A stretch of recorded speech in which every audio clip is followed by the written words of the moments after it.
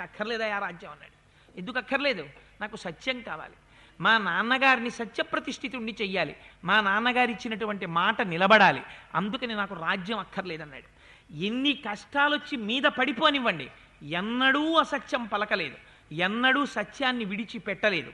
అటువంటి వాడున్నాడు ఆ ప్రపంచంలో. అందుకని కోన్వస్మిన్ సాంప్రదంలోకే గుణవాన్ కశ్చ వీర్యవాన్ ధర్మజ్ఞశ్చ కృతజ్ఞశ్చ సత్యవాక్యో దృఢవ్రత. తాను ఒక మాట అన్నాడా, ఒక పని మొదలు పెట్టాడా, ఏది ఏమైపోనివ్వండి ఆ పని జరిగి తీరవలసింది.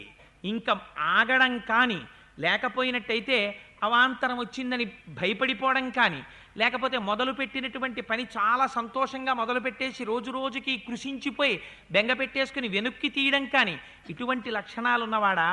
లేకపోతే తానొక పనిని మొదలు పెడితే అకుంఠిత దీక్షతో ఎన్ని కష్టాలు రానివ్వండి, ఆ కష్టాల్ని అధిగమించి